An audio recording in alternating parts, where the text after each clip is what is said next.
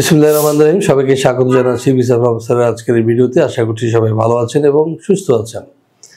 দর্শক, আমরা আজকে যে দেশটি নিয়ে আলোচনা করব সেটি হচ্ছে ইউরোপের সেনজেনভুক্ত দেশ স্লোভেনিয়া নিয়ে। হ্যাঁ দর্শক, স্লোভেনিয়া হচ্ছে যে জার্মানির পাশের উন্নত সমৃদ্ধ একটি দেশ, যেখানে বেতন ভাতা অত্যন্ত বেশি। তো দর্শক, আজকে আলোচনাটা স্লোভেনিয়া নিয়ে, সাথেই থাকুন।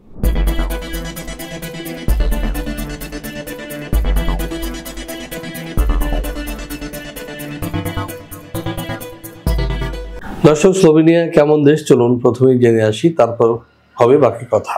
মধ্য ইউরোপের দেশ স্লোভেনিয়ার প্রাতিষ্ঠানিক নাম দ্য রিপাবলিক অব স্লোভেনিয়া।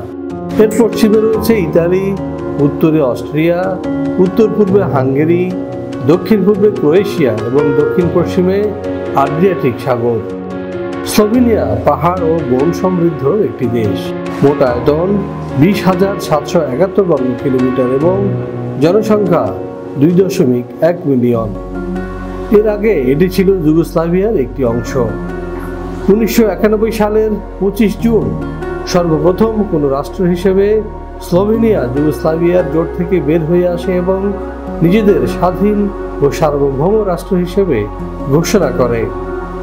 তাদের বেশিরভাগ স্লোভেনিজ জাতিভুক্ত। স্লোভেনিয়ার আবহাওয়া প্রধানত উপমহাদেশীয়। লুবলিয়ানা দেশটির রাজধানী ও সর্ববৃহৎ শহর।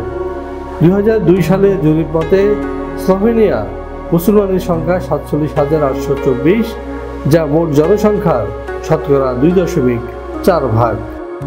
হ্যাঁ, দেখে আসলাম কেমন দেশ এই স্লোভেনিয়া। ছোট্ট একটি মনোরম দেশ এই স্লোভেনিয়া, এবং সেখানে আমাদের অনেক বাংলাদেশি ভাইরা কাজ করছেন, বিশেষ করে যারা স্টুডেন্ট ভিসা গিয়েছেন তারা, এবং অন্যান্য ইউরোপীয় দেশগুলো থেকেও অনেকে এসে কাজ করছেন। তবে সেখান থেকে ওয়ার্ক পারমিট বা প্রেসনিকা পাওয়াটা একটু টাফ, কিন্তু তারপর আমরা ইতিমধ্যেই একজনের প্রেসনিকা পেয়ে গেছি, এবং তার নাম হচ্ছে আসাদুজ্জামান সুমন।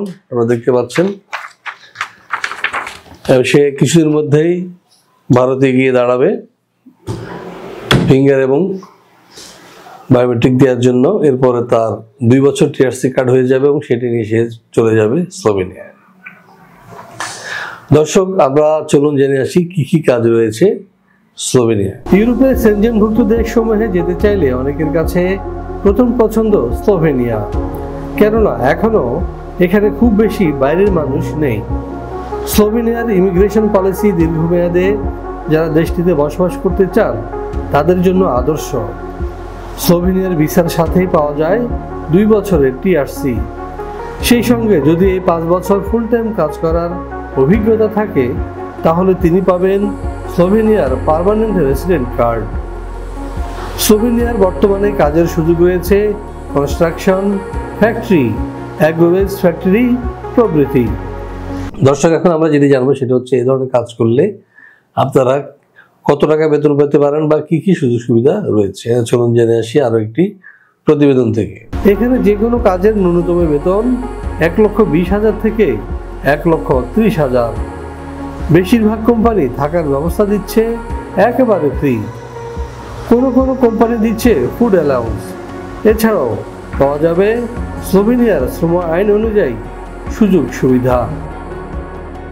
হ্যাঁ দর্শক, জেনে আসলাম আমরা কত টাকা বেতন পেতে পারেন আপনারা স্লোভেনিয়ায় কাজ করলে। নর্মালি 1 থেকে 1.5 লাখ 2 লাখ পর্যন্ত আপনার বেতন পাওয়া যাচ্ছে স্লোভেনিয়ায়। তো দর্শক, এখন প্রশ্ন হচ্ছে আপনার ডকুমেন্টস কি প্রয়োজন হবে। হ্যাঁ দর্শক, আপনাদের কি কি ডকুমেন্টস বা কাগজপত্র লাগবে চলুন জেনে আসি আরো একটি প্রতিবেদন থেকে। 18 থেকে 45 বছর বয়সী যে কোনো বাংলাদেশি নাগরিক যেতে পারবেন স্লোভেনিয়ায়, তবে তিনি হবেন অপরাধমুক্ত এবং সুস্বাস্থ্যের অধিকারী।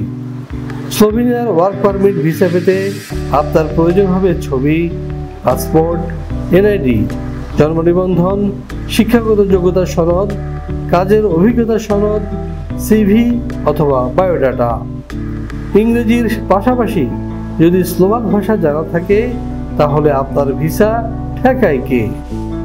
হ্যাঁ দর্শক, আমরা জেনে আসলাম কি কি ডকুমেন্ট লাগবে স্লোভেনিয়া যেতে। এবার আমরা যেটি জানবো সেটি হচ্ছে যে স্লোভেনিয়ায় যেতে হলে আপনার খরচ কি হবে। দর্শক, আপনি যদি ভিসা প্রফেসরের মাধ্যমে স্লোভেনিয়া যান সেক্ষেত্রে আপনার খরচ হবে 12.5 লক্ষ টাকা, এবং আপনাকে ফাইলের সাথে দিতে হবে 1 লাখ টাকা ওয়ার্ক পারমিট বা প্লেসনিকে আসলে দিতে হবে 2 লাখ টাকা এবং বাকিটা দিতে হবে ভিসা হওয়ার পরে। তো আশা করি বুঝতে পেরেছেন। আমাদের এখানে যদি আপনার কোনো কারণে ভিসা মিস হয়, বাউন্স হয়, তাহলে সেক্ষেত্রে পুরো টাকাটা কিন্তু আপনারা ইনস্টলমেন্টে ফেরত পাবেন, আপনাদের কোনো টাকা কাটা হবে না। তো আশা করি বুঝতে পেরেছেন। যারা ভিসা প্রসেসের মাধ্যমে স্লোভেনিয়া যেতে চান তাদের দাওয়াত রইল। আমাদের অফিসের ঠিকানা হাউস 67 রোড 5 বেরুলবাড্ডা ডিআইটি প্রজেক্ট ঢাকা। শুক্রবার ছাড়া প্রতিদিন সকাল 10টা থেকে সন্ধ্যা 6টা পর্যন্ত আমাদের অফিস খোলা থাকে। এছাড়াও যারা আমার সাথে দেখা করতে চান তাদেরকে আসতে হবে সকাল 10টা থেকে দুপুর 2টার মধ্যে। তো দর্শক, আশা করি বুঝতে পেরেছেন। সবার সুস্বাস্থ্য এবং দীর্ঘায়ু কামনা করে শেষ করবো আজকের এই ভিডিও।